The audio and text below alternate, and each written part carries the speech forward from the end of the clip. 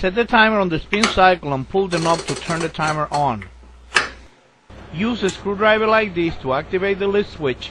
This way the washer will spin with the door open. Activate the lift switch. Keep an eye on the spin cycle. If the top is shaking all over the place, grab the agitator and move the top around. If it feels like it's rubbing metal to metal, check the damper pads. Remove the front panel. Look for black dirt or dust like this and damper pads out of place. This washer needs new damper pads. Remove the top panel holding screws. Take the door, remove the fabric softener hose and lift the top. Put electrical tape on each one of the eye bolts like this. When it is time to reinstall the eye bolts, all you have to do is screw the nuts all the way to where the tape is. Use a piece of rag or a leather glove to hold the front spring and eye bolt when removing it. You want to make sure that the eye bolt won't fly out and hit you in the face. Remove the other two springs and eye bolts the same way. Place 4 pieces of 2x4s on the floor directly under the transmission pulley like this. Lower the washer on top of the 2x4s.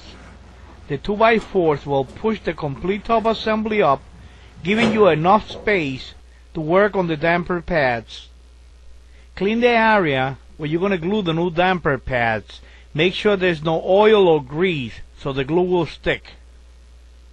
You will need to get a new set of damper pads. Now the damper pads kit doesn't come with glue, so you will have to buy glue separately. I use this glue, but you could use contact cement or any other glue that will glue a piece of felt to metal. Make sure you use plenty of glue. We want a good bond between the damper pad and the metal base. Glue the first pad about 3/30 seconds from the top. Glue the second pad about 5/8 of an inch away from the first one. Remove this cover to gain access to glue the third pad. Glue the third pad between the other two pads. Apply the polyloop grease supplied with the kit to each one of the pads. Allow enough time for the glue to dry before lowering the top assembly. Lift the washer and remove the pieces of 2x4 from under the machine. Install the eye bolt to the base of the washer. Screw the nut just enough to hold the eye bolt in place. Hook the spring to the eye bolt. Make sure that the drum is pushed all the way to the left to make it easy to hook the spring to the bracket. You might need to use a little force to hook the spring to the bracket like this. Use the same procedure to install the spring on the right. Screw the nut just enough to hold the eye bolt in place. Lower the washer down.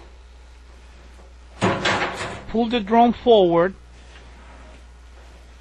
and hook up the spring to the eye bolt and then to the bracket. Lean the washer against the wall and tighten the nuts all the way until they touch the tape.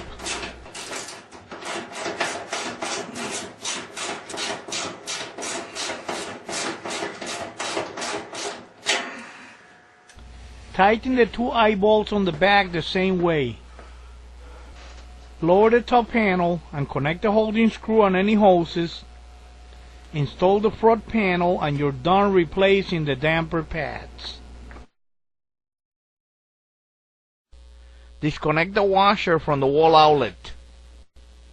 Lay the washer on the floor like this and remove the belts.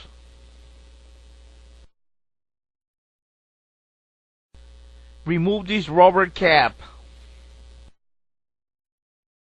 Remove this screw.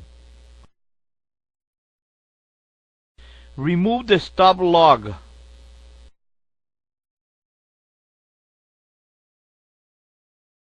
Keep the stop lug, the screw, and the rubber cap together so you don't lose them. Remove the pulley and the pulley's bearing together. Remove the brake package holding key and the screw. You will need a brake package removal tool. Part number 038315. Place the wrench on the brake package and use a hammer to loosen up the brake package.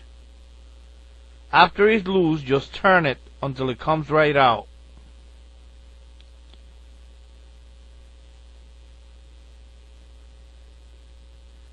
The radial bearing comes out with the brake package. Remove the radial bearing with a pair of pliers.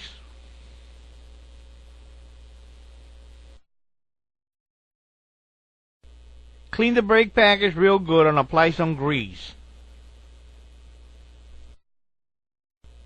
Set the bearing in the brake package and tap it gently with a hammer until it's all the way in. Grease up the area where you're going to install the brake package. Screw in the brake package by hand as much as you can. Then use the tool.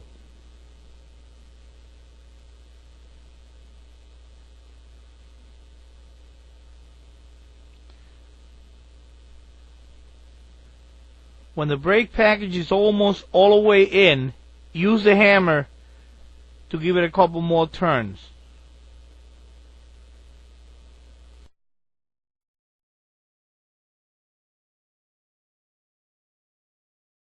Install the holding key and the screw. Install the pulley with the bearing on it.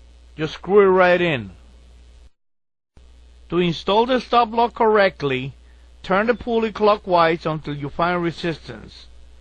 Then install the stop lock the way that I'm doing it here. Screw in the holding screw. Install the rubber cap. And install the belts.